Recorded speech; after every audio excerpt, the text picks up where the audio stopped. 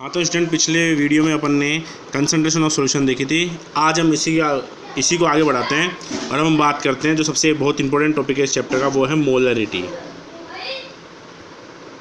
Molarity Hindi में मोलरता ही बोलते हैं। इसको लिखते डिनोट करते हैं कैपिटल एम से। देखो, इसका मतलब ये है कि आपके पास कोई 1 लीटर सॉल्यूशन है, उसमें कितने मोल ऑफ सोल्यूट है, वही मोलरिटी है। मतलब आप बोल सकते हो molarity of a solution define as the number of gram moles of the solute dissolve per litre of the solution. मतलब मैं यहाँ लिखूँगा नंबर ऑफ ग्राम, या ऐसे लिख दो ग्राम्स, एक minute, gram mole of solute, gram mole of solute upon 1 litre में ये सब, तो 1 लीटर में वॉल्यूम ऑफ सॉल्यूशन किस में, लीटर में, और ऊपर क्या आएगा 1000। तो ये इसका फॉर्मूला है। डेफिनेशन पता लग गई अपने, और ये इसका फॉर्मूला हो गया। इस यूनिट की बात करते हैं, यूनिट क्या होगी, मोल पर लीटर। यूनिट क्या है इसकी, यूनिट है मोल पर लीटर। काफ़ी इंपॉर्टेंट है ये भी। मोल पर लीटर बोल देते हैं, या कई जगह हम इसको एम भी बोल देते हैं, कैपिटल एम। अब देखो आगे डिस्कस करते हैं। सबसे पहले हमें बताना चाहिए मोल क्या होता है। मोल होता है ग्राम अपॉन मोलर मास। ठीक है, तो मतलब मैं यहाँ लिख सकता हूँ मोलरिटी मतलब एम, मोलरिटी मतलब एम है, एम लिखता हूँ ग्राम मोल ऑफ सोल्यूट। इसका मतलब सोल्यूट के मोल है, तो सोल्यूट के मोल को मैं बोल सकता हूँ सोल्यूट का ग्राम अपॉन सोल्यूट का मोलर मास। मैं लिख सकता हूँ यहाँ पे ग्राम ऑफ सोल्यूट,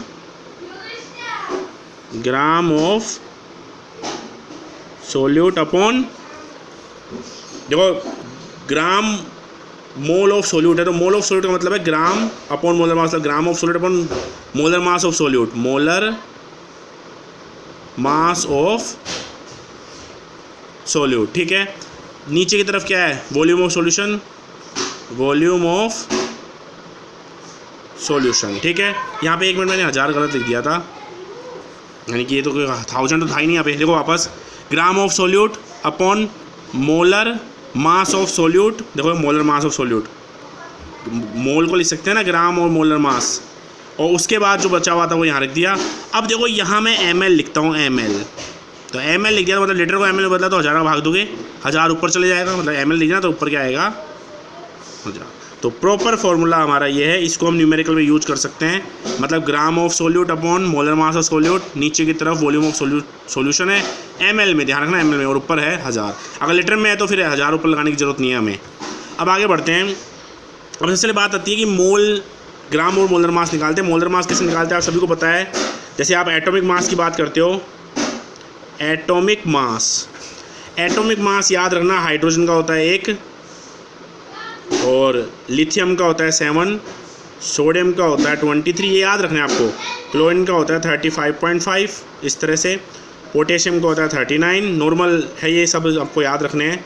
जैसे आप बात करते हो कॉपर का होता है 63, Ag का होता है 108। ठीक है, नॉर्मली हमारे यही काम आएंगे। और अगर मान लो कुछ अगर और ऐसा कुछ देते जो आपको पता नहीं है, तो फिर उसका आपको क्वेश्चन में देगा आपको।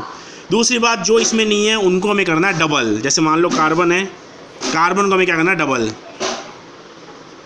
कार्बन का एटॉमिक नंबर है 6, तो 6 का डबल क्या होगा 12। मतलब जो इसमें नहीं है ना, नॉर्मली हम उनको डबल कर देंगे जो अपने सिलेबस के अकॉर्डिंग है। जैसे ऑक्सीजन है, ऑक्सीजन 8 है, तो कितना है इसका, है क्या, इसमें नहीं है, तो 8 दूनी 16, मतलब इसका एटॉमिक मास 16 हो गया। अगर आपसे कहूँ मैं NaOH का निकालना है आपको मोलर मास, तो क्या होगा, Na है क्या इसमें, बिल्कुल है 23। जब Na से इस पे जा रहे हो तो प्लस का चिन्ह आएगा, मतलब इससे इस पे जाते हो तो प्लस का चिन्ह। ऑक्सीजन है क्या इसमें, नहीं है, तो ऑक्सीजन क्या होता है 16 प्लस हाइड्रोजन है क्या, बिल्कुल है 1, तो कितना आ गया 40, मतलब 40 आ गया इसका NaOH का। जैसे मान लो मैंने लिख दिया H2SO4, तो H2SO4 निकालेंगे पहले 2 है ना, देखो 2 का H है, बिल्कुल है, इससे इस पे जा रहे हो प्लस। सल्फर है क्या इसमें, नहीं है, तो सल्फर होता है 16 होता है, 16 का 32।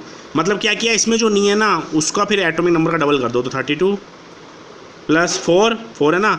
ऑक्सीजन है क्या इसमें, नहीं है, तो डबल कर दो, एटॉमिक नंबर का डबल 16 बराबर 98। इस तरह से आप निकाल सकते हो।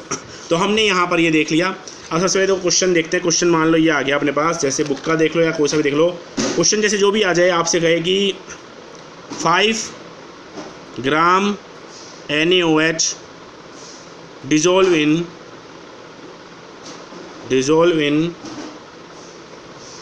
या प्रेजेंट इन 500 ml सॉल्यूशन।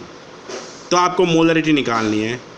तो सबसे पहले बताओ, देखो यहाँ पे 5 ग्राम NaOH मतलब NaOH सोल्यूट है, 5 ग्राम है। तो देखो यहाँ पर ग्राम ऑफ सोल्यूट कितना है 5 ही था, देखो ऊपर 5 ही था, ये मल्टीप्लाई ऊपर है 1000 upon molar mass of solute. Solute क्या है अपने पास NaOH है, NaOH का मोलर मास अभी निकाला था 40 मल्टीप्लाई डिजोल्व सॉल्यूशन कितना है वो ml में है 500 ml है, तो उधर ml है, देखो ml तो 500 यहाँ पे।